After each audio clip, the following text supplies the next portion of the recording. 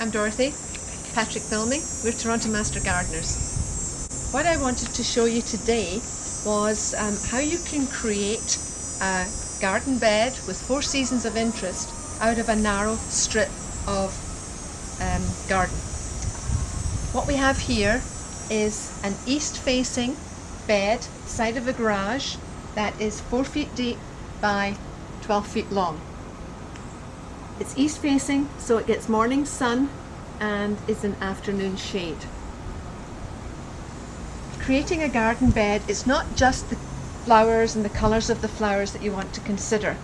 You can create a great deal of interest from leaves, the colour of the leaves, the form of the leaves, the different texture on the leaves, and the contrast between those and any flowers that you have. You also want to consider the colour of any flowers that you're going to be having. And in a bed like this, we've kept it to 3: pinks, yellows and bluey purples. Anything more than that and it can look really busy. So here we have started the bed. We have Echinaceas, or purple coneflower. This was baby swan, baby white swan, but as with a lot of Echinaceas, they can revert back to the standard purpurea, the pink. This started flowering early in July. It's now late August and the flowers, the colour is starting to fade. We leave the flowers over winter because we have winter birds here, and the seed heads are fabulous for birds. They also attract goldfinch. We don't cut this down until the spring, until new growth starts appearing. Next to it we have Prairie Sky, which is a switchgrass, a native grass, a lovely bluey green colour, and the contrast here with the Echinaceas and with the Yarrow or Achillea in front. The Achillea is Sassy Summer Lemon, so it's a yellow flower. I've cut off the first flowering, hoping to get a second flowering from it. Moving on, we have Spiraea Gold Mound. It's a nice, small, compact Spiraea. It has fabulous leaf colour, spring, summer and fall. It's a lovely chartreuse lemon, yellowy colour. And it's had its first flowering of a pink flower. Cut these off and it's now into a second flowering of the pinky flower. Beside it we have Sedum, Autumn Joy, and it's now starting to flower. Comes out a nice pink and it transgresses into a rusty, lovely dark ruby colour. Behind all of this, of course, we have the Boston ivy as the backdrop, growing up the garage wall. Now we move on to the Caryopteris, or Bluebeard, which is a massive pollinator magnet.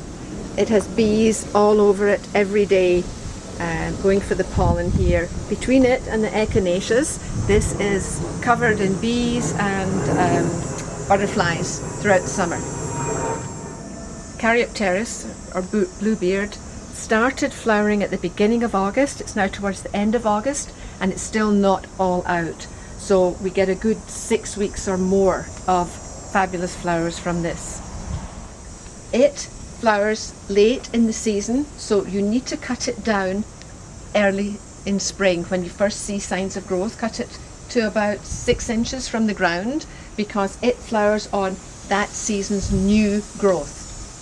It grows this much in a season, and the flowers, as I said, come in August. So you do need to cut this one down in the spring. Under the Bluebeard we have a spring flowering rock phlox, which again is in the purpley blue colours, and this is just a mass of flowers in spring, and it stays green all summer and fall. Next to it is another Sassy lemon Yarrow. Second flowering coming on it. It had flowered earlier. It's now flowering a second flush of the yellow growth. And next to it is Hosta, Great Expectation. Again, limey yellow leaf in it, and behind it the Spiraea, again gold mound, again picking up on the lemon colour. Beside it is a Japanese painted fern. So again, the contrast between the fern and the hosta again gives a lovely lovely interest there with the contrasts. Behind it we have Montauk daisy, or Nipponanthemum, or Nippon daisy. It doesn't flower till later. It'll flower into September, late August, early September, and it has a lovely big white daisy type flower. Again with this one, chop it back in the spring, and you want to keep it quite a small size, otherwise it gets leggy and sort of droopy. So cutting it down to half probably in spring is good. And behind here we have the Boston ivy growing up the wall, which in fall is going to turn a beautiful red, almost the colour of the door here. And it's just a stunning backdrop to this bed.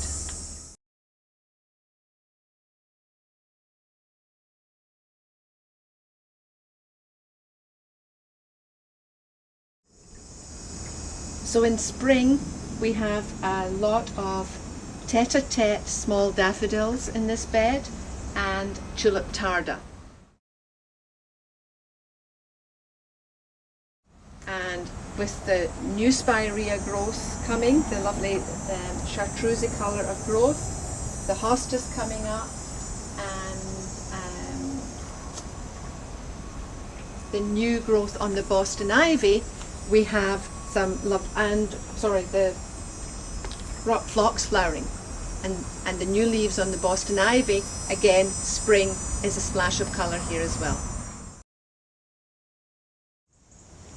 So with a small bed like this, you can have 4 seasons of interest with perennials and shrubs, and each season has its own interest from this small number of plants.